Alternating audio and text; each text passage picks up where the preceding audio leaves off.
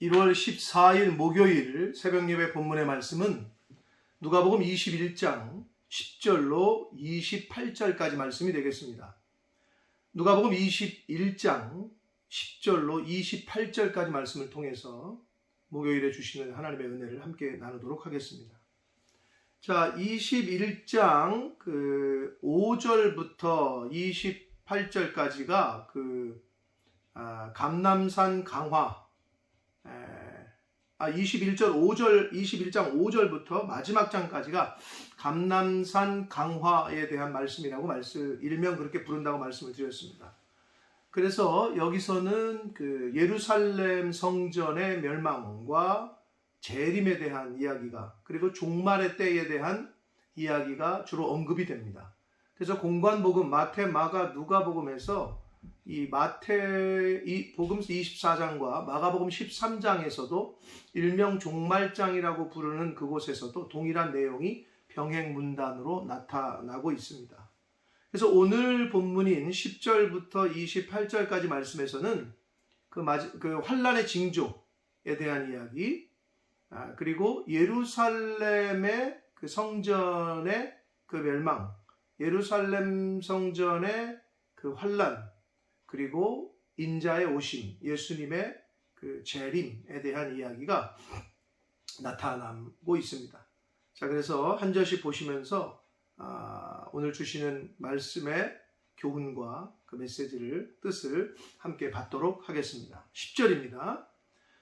또 이르시되 민족이 민족을, 나라가 나라를 대적하여 일어나겠고, 종족 간의 전쟁, 나라 간의 전쟁들이 많이 일어나겠고, 환란 때의 징조를 말합니다. 마지막 때에.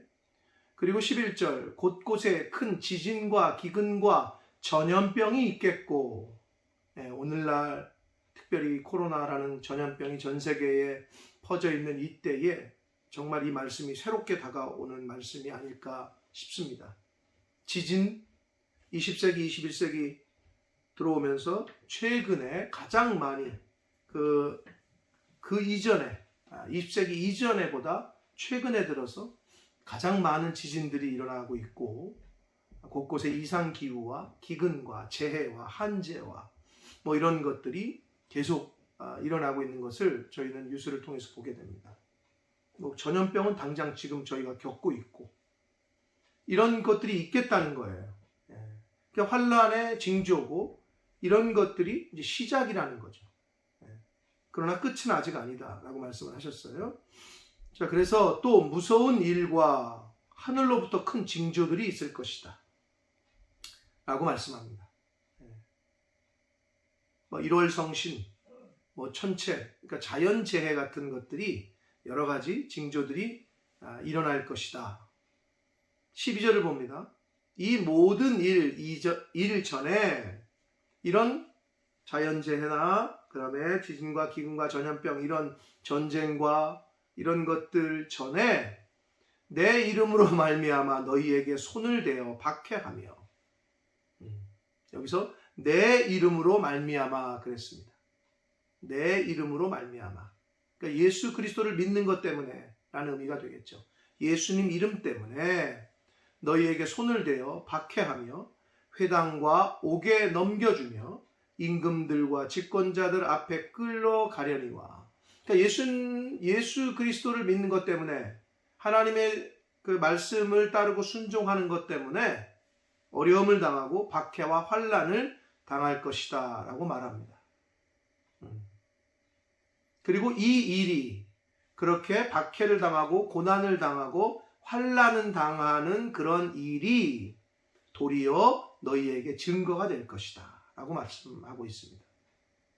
근데 여기서 이 증거가 된다라는 이 해석을 두 가지로 우리가 해석할 수 있는데, 예수님 이름 때문에, 예수님 믿는 것 때문에, 하나님의 말씀대로 살려는 것 때문에 말세에는 그게 증거가 된다는 거예요. 이 해석의 첫 번째는 뭐냐면, 그렇게 신앙을 지킨, 그리고 네가 고난받고 환난받은 것, 그것이 증거가 된다. 어디서? 하늘나라에서.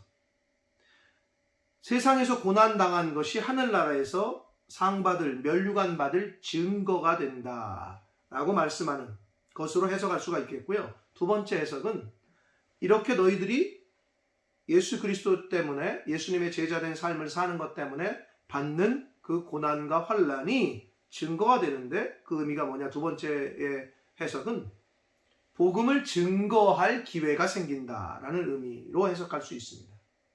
그러니까 우리가 왜 고난당하고 환난당한 사람들이 간증한다고 그러잖아요. 그런 어려움을 겪고 그런 고난을 당한 것이 복음을 전하는데 증거가 된다라고 해석할 수 있다는 거예요. 우리가 그 간증한다고 얘기하지 않습니까? 자, 그 말씀이 되겠고, 그리고 계속해서 14절을 보시면 그러므로 너희는 그렇게 환난당하고 어려움 당할 것인데 그때에 너희는 변명할 것을 미리 궁리하지 않도록 명심하라. 누가복음 앞에서는 그런 말씀이 있었죠. 그때에 할 말을 생각나게 하실 것이다. 누가? 성령께서, 보혜사 성령께서. 근데 여기서도 비슷한 의미로 미리 뭐 어떤 말을 하지, 어떤 변명을 하지, 잡혀갔을 때 뭐라고 얘기하지, 그런 거 생각하지 말라는 거예요. 자, 우리가 성령님을 보혜사 성령, 보혜사께서, 보혜사라는 말을 쓰는데 이 헬라어 원어는 파라클레토스라는 의미거든요. 근데 이 헬라어의 파라클레토스라는 이 단어가 헬라 시대에서 이 당시에는 변호사라는 뜻이에요. 결국은 변호해 주신다는 거예요. 누가? 성령께서. 하나님의 영이 저와 여러분을 변호해 주신다. 그러니까 할 말을 생각나게 하시고 그러니 미리 궁리하거나 염려하지 말라. 15절을 봅니다. 내가 너희의 모든 대적이 능히 대항하거나 변박할 수 없는, 반박할 수 없는, 대항하거나 반박할 수 없는 구변, 말재주, 유창한 말 이런 뜻입니다. 그리고 지혜를 너희에게 줄 것이다 라고 말씀합니다. 누가? 보혜사 성령께서. 스데반 집사님, 최초의 순교자인 초대교회의 스데반 집사님이 대적들 앞에서 설교를 하시죠. 마지막 설교를. 그때 아주 지혜로운, 그리고 그들이 어떻게 말할 수도 없는, 대적, 반박할 수 없는 그런 지혜로 마지막 설교를 하셔요. 사도행전에 보면. 그것처럼 너희들이 잡혀가고 고난당하고 뭐 할 때 어떻게 말할까, 변명할까, 뭐라고 이걸 대응할까 고민하지 말라. 걱정하지 말라. 보혜사 성령께서 지혜를 주시고 구변을 주신다라고 말씀합니다. 16절을 봅니다. 심지어 부모와 형제와 친척과 벗이, 부모, 형제, 친척, 벗, 가장 가까운 사람을 말합니다. 가까이 있는 사람이 너희를 넘겨주어 너희 중에 몇을 죽이게 하겠고, 죽는데 내어준다는 거예요. 부모가 자식을, 자식이 부모를.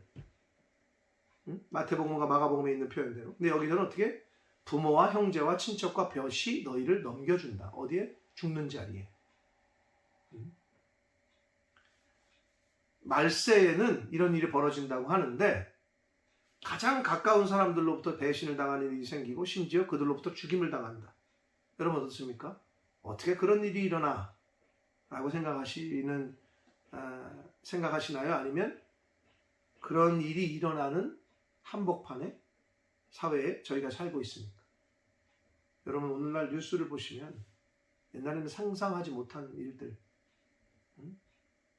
실제로 친부모야. 뭐 입양한 아이를 죽이는 것도 그렇지만 자기가 낳은 자식인데도 때려 죽여요. 자기를 낳아준 부모인데도 칼로 찔러 죽여요. 이건 뭐 옛날에 같으면 큰 이슈지만 지금은 뭐 너무 비일비재해서 사람들이 이제 감각도 없어진 것 같아요. 그런 일이 벌어지고 있잖아요. 말세에 이제 이미 시작에 말세에 우리가 살고 있는 거죠. 17절을 봅니다. 또 너희가 내 이름으로 말미암아, 앞에서도 12절에서 말씀하셨고 여기서도 17절에도 동일하게 예수님 때문에, 예수 믿는 것 때문에, 예수님의 말씀대로, 하나님의 말씀대로 사는 것 때문에 이런 의미가 되겠습니다. 내 이름으로 말미암아 모든 사람에게 미움을 받을 것이다. 한두 사람이 아니고 이 모든 사람은 안 믿는 모든 사람. 많은 사람의 의미가 되겠죠. 많은 사람들로부터 미움을 받을 거라는 거예요. 18절을 봅니다. 그러나 받을 것이나 너희의 머리털 하나도 상하지 않을 것이다. 하나님께서 그렇게 보호하시고 완전한 보호의 약속을 해주셨습니다. 머리털 하나도 상하지 않게 하실 것이다. 하나님의 보호와 하나님의 인도와 함께 하심을 지금 말씀하시고 있습니다. 예수님께서. 그러시면서 19절 너희의 인내로 너희 영혼을 얻으리라 라고 말씀합니다. 자, 여기서 마태복음과 마가복음에서는 나중까지 견디는 자는 구원을 얻을 것이다 이렇게 표현하고 있거든요. 근데 여기서 마태, 마가는 거기서 그 휘포모네라는 말을 동사 형태를 썼고 여기서 휘포모네라는 그 원형의 명사 형태를 쓰고 있어요. 누가는. 그래서 그걸 인내라고 우리 한글 성경이 번역을 한 거고 마태, 마가에서는 나중까지 뭐 하는 자? 견디는 자는 뭐 인내하는 자는 구원을 얻을 것이다 라고 말씀합니다. 여기서도 너희의 인내로 너희의 견딤으로 이런 뜻이 되겠죠. 너희 영혼을 얻을 것이다. 즉 구원을 얻을 것이다 라고 말씀하고 있습니다. 근데 여러분 영혼을 즉 생명을 얻는다. 구원을 얻는 것이 무엇 때문에? 우리의 인내라고 그랬잖아요. 근데 구원은 믿음으로 얻잖아요. 근데 여기서 인내라고 그랬잖아요. 틀린 게 아니라 여러분 어떤 사람이 인내, 어떤 사람이 기다리고 어떤 사람이 인내하고 어떤 사람이 견딜 수 있느냐? 믿음이 있는 사람이 견딜 수 있어요. 믿음이 있는 사람이 인내할 수 있어요. 자, 누구를 기다리는데 올 거라는 믿음이 있는 사람이 기다리지 안 올 거야 하는 사람은 기다리지 않아요. 이게 끝날 거야 라는 사람이 견디지 이 고통은 안 끝날 거야 하는 사람은 그렇게 믿는 사람은 인내할 수 없어요. 그리고 이 지금의 이 어려움을 견디면 분명히 훗날에 성취할 수 있고 성공할 수 있고 기쁨을 누릴 수 있다라는 믿음이 있기 때문에 견디는 거예요. 그렇기 때문에 참는 거예요. 그래서 인내라는 거는 믿음의 다른 말이다라고 표현할 수 있어요. 그렇게 생각하시면 됩니다. 자, 믿음 이퀄 인내, 인내 이퀄 믿음이에요. 믿음이 있는 사람은 인내해요. 믿음이 없는 사람은 포기해요. 하나님을 믿는 사람은 인내할 수 있어요. 견딜 수 있어요. 그게 하나님을 믿는 사람의 힘이에요. 그래서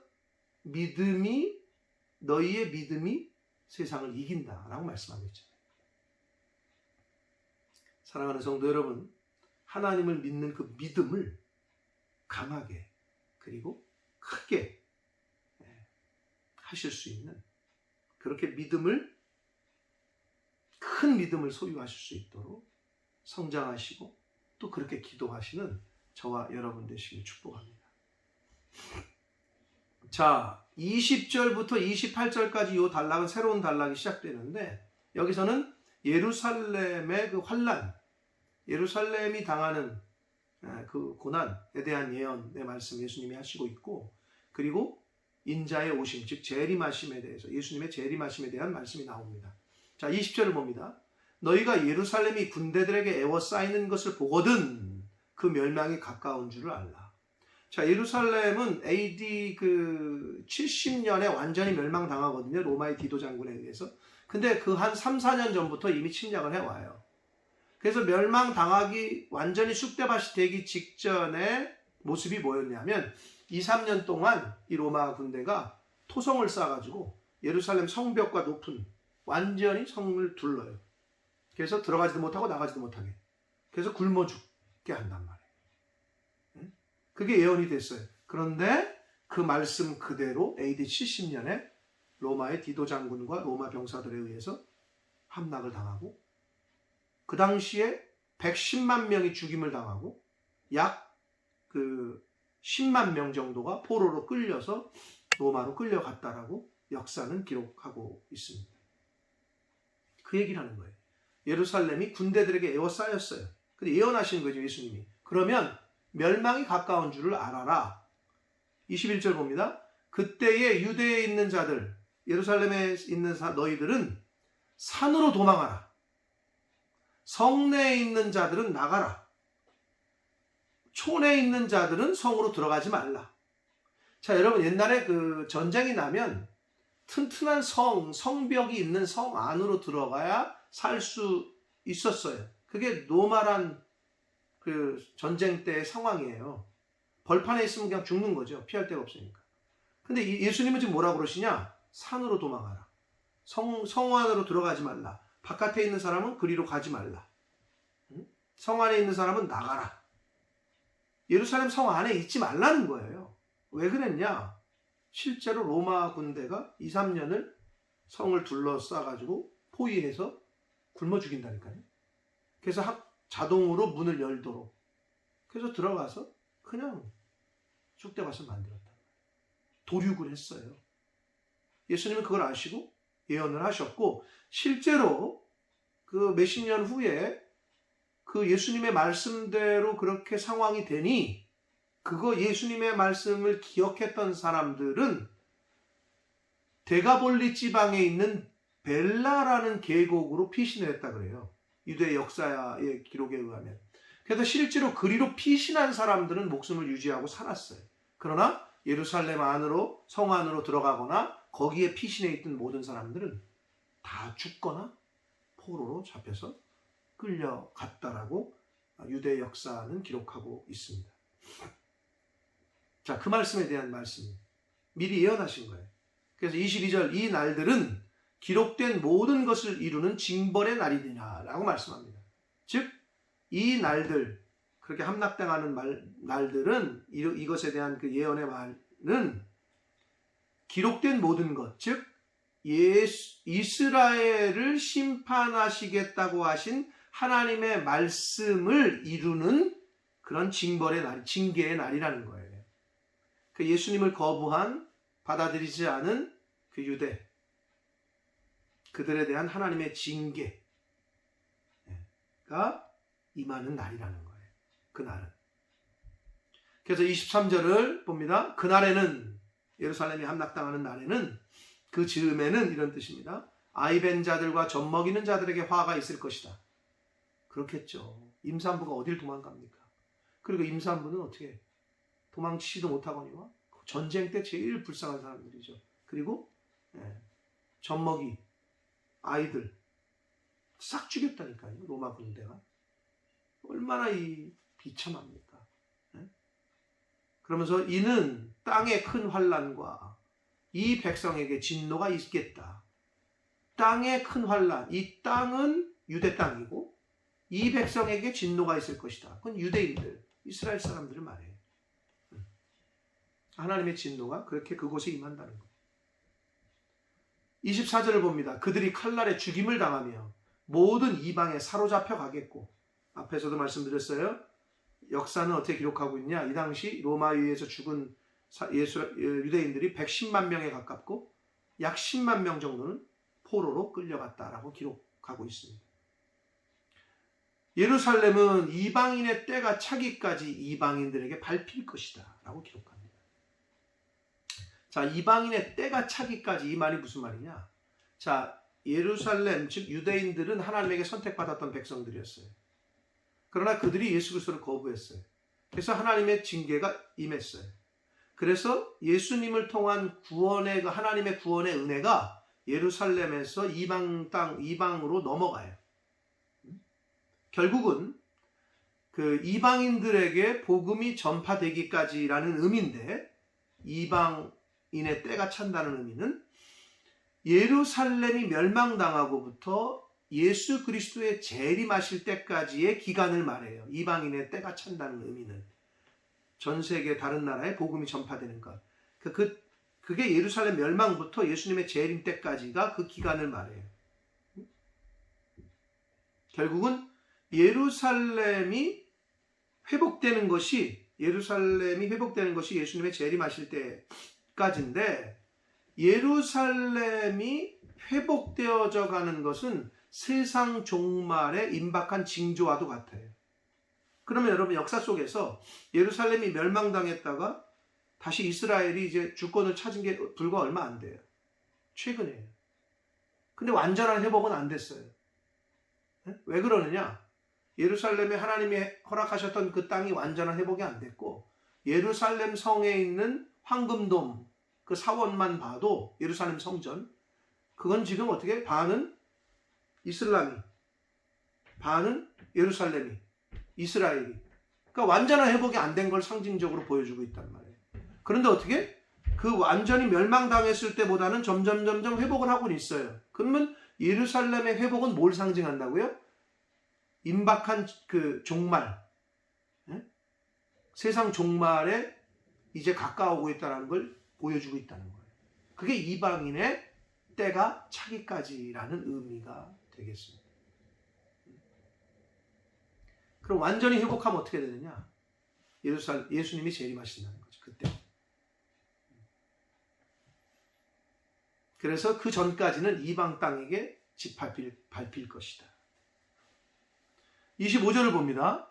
1월 성신에는 징조가 있겠고, 우주 전체, 하늘과 달과 별과 해와 이런 것들에는 징조가 있겠고, 땅에서는 민족들이 바다와 파도의 성난 소리로 인하여 혼란한 중에 곤고하리라 라고 말씀합니다. 근데 여기서 바다와 파도의 성난 소리로 인하여 혼란하고 민족들이 곤고해진다는 의미는, 바다와 파도의 소리는 구약 성경에서는 어떻게 쓰였냐면 그 어떤 혼란을 주고 공포를 주고 어려움을 주는 재난의 그 요소로 구약 성경에 많이 나와요. 바다와 파도라는 것이. 이거는 결국은 어떤 해일이나 큰 파도라고 우리가 추측할 수 있는데, 말세에는 어떻게 해요? 쓰나미도 많이 일어나고 해일도 일어나고, 그러니까 그런 자연재해들을 보면서 사람들이 혼란하겠다는 거예요. 공포를 느낀다는 거예요. 심지어 어떻게 26절에 보면 기절한다고 나와요. 26절을 봅니다. 사람들이 세상에 임할 일을 생각하고 무서워함으로 기절하리니, 이렇게 나왔어요. 기절한다는 거예요. 여러분, 뉴스를 보세요. 사막에 눈이 내린다니까요. 북극의 빙하가 너무 따뜻해져가지고 날씨가 다 녹고 있다니까요. 자연재해. 자연은 하나님이 컨트롤하셔요. 하나님이 벌 주시는 거다라고 보시면 돼요. 제가 늘 말씀드리지만 자연의 힘은, 자연은 우리가 못 이긴다 이 말. 자연은 하나님이라니까. 하나님이라는 의미예요. 그게. 하나님을 어떻게 이기겠어요, 저희가. 그런 자연 속에서 이미 자연 계시를 통해서 우리가 하나님 계심도 알았지만, 자연에서 일어나는 일을 통해서 하나님의 징조와 그 징계와 하나님이 주시는 벌과 사인을 우리가 알 수가 있다라고 지금 예수님께서는 말씀하고 있습니다. 27절을 봅니다. 그때에 사람들이 인자가 구름을 타고 능력과 큰 영광으로 오는 것을 볼 것이다. 예수님의 재림을 예언하시고 있습니다. 그 마지막 때에 사람들이 인자가, 즉 예수님이 구름을 타고 능력과 큰 영광으로 오시는 것을 볼 것이다 라고 말씀합니다. 28절을 봅니다. 이런 일이 되기를 시작하거든, 이런 현상들이 막 보이고 이런 일이 시작되거든 일어나 머리를 들라 라고 말씀합니다. 굉장히 비유적이고 상징적인 말씀이죠. 너희 속량이 가까워왔다. 마지막 심판의 때가 가까웠다는 의미인데, 이런 세상의 종말에 임박한 사인들을 너희가 보거든, 그런 일이 일어나거든 일어나 머리를 들라 라고 말씀합니다. 이게 뭐냐? 자, 머리를 들라는 것은, 여러분, 그 세상이 종말한다고 하고 종말이 가까웠다고 하니까 세상 사람들은 어떻게 해요? 숨을 곳을 찾죠. 피할 곳을. 네? 그래서 어떻게 땅속으로 벙커를 만들죠. 핵폭탄이 일어나도 자기는 땅속으로 들어가요. 살겠다고. 네? 벙커를 만들고 지하 요새를 만들고 이런 환난의 징조들이 보이면 세상 사람들은 두려워하고 땅 속으로 들어가려고 그래요. 근데 지금 성경은 예수님은 뭐라고 했냐? 일어나서 머리를 들라라고 말씀하셔요. 이게 무슨 의미입니까? 땅, 세상만 쳐다보지 말고 눈을 들어서 하나님의 나라를 기대하고 소망하고 주님 오심을 기쁨으로 맞이하는 그 믿음을 지키며 살라는 의미가 일어나 머리를 들라라고 하시는 말씀이 되겠습니다. 그러므로 저와 여러분은 베드로 사도가 베드로전서 1장 13절에 말씀한 대로 그러므로 너희의 마음의 허리를 동이고 마음의 허리가 어디 있어야 되죠? 굉장히 문학적인 표현이죠. 너희 마음의 허리를 동이고 결심하고 이렇게 일어서라는 거죠. 근신하여 깨어 있어서 예수 그리스도에 나타나실 때에 너희에게 가져올 하나님의 은혜를 그 은혜를 온전히 바라라 라고 베드로 사도가 말했어요. 그런 마음으로 그런 믿음으로 머리를 들라는 거예요. 그렇게 살라는 거예요. 말세가 임해도 하나님의 그 심판의 그날, 즉 예수 그리스도의 재림의 날, 믿는 사람들에게 뭐예요? 하나님 나라로 가는 날, 천국으로 입성하는 날, 그날을 소망하고 기쁨으로 믿음으로 근신하며 깨어 있으라 라는 말씀이 일어나 머리를 들라 라는 말씀이 되겠습니다. 사랑하는 성도 여러분, 오늘 말씀을 통해서 주시는 교훈이 여러 가지가 있었습니다. 말세에 예수님 때문에 내 이름으로 인하여 예수 믿는 저와 여러분이 고난을 받고 어려움을 당할 거다. 성경에서는 계속 말씀합니다. 너희가 나와 함께 영광을 받기 위해서는 고난도 받아야 된다. 그래서 세상 마지막 때가 가까울수록 저와 여러분 같은 예수 믿는 성도들에게 있어서는 어쩌면 고난은 필연적이고 필수적인 것입니다. 왜? 그런 고난이 와야 복음을 전할 기회도 생기고 그런 고난을 우리가 이 땅에서 예수님의 이름으로 예수 믿는 것 때문에 당해야 하늘나라에서 또 상급이 있잖아요. 그러니까 고난은 어쩌면 저와 여러분에게는 필연적이다. 그리고 오늘 말씀에서 또 우리가 한번 또 생각할 수 있는 것은 믿음이 있어야 인내할 수 있다는 거. 인내로 너희 영혼을 얻는다. 인내가 너희 영혼을 생명을 얻는다. 구원을 얻는다. 인내는 곧 믿음이라는 거. 믿음이 있어야 견디고 인내할 수 있다는 거. 이 말씀을 꼭 붙잡으시기를 바랍니다. 그리고 마지막으로 이런 때에 그런 세상에 임박한 환난의 때에 그런 징조가 시작되거든 뭐 하래요? 어디 숨으라요? 일어나 머리를 들라 하시는 예수님의 말씀을 여러분 잘 기억하셔서 이 누가복음에만 나오는 말씀이거든요. 이 말씀은 일어나 머리를 들라 하시는 그 의미를 가슴에 잘 새기시고 말세가 가까울수록 천국을 소망하시고 기대하시고 하나님 나라가 임함을 준비하며 깨어있어 근신하여 그날을 소망하고 기대하며 위를 쳐다보며 머리를 들고 눈을 들어 주를 바라보고 주님 오심을 기대하며 살아가는 그런 믿음의 사람 저와 여러분들이 되시기를 예수 그리스도 이름으로 축복합니다. 기도하겠습니다. 살아계신 하나님 아버지 감사합니다. 오늘도 새날 주시고 생명 주셔서 하나님 말씀 전하고 들음으로 하루를 시작하게 해주시니 하나님 감사합니다. 아버지 하나님 오늘 주신 말씀을 가슴에 잘 새기게 하셔서 말세지 말에 어떠한 환경과 어려움과 고난이 오더라도 예수님 때문에 당하는 고난은 그것이 곧 복인 줄 알고 감사함으로 인내함으로 잘 견디고 기쁨으로 인내하여 인내가 너희 영혼을 살릴 것이다. 인내가 구원을 얻게 할 것이다. 하신 이 말씀처럼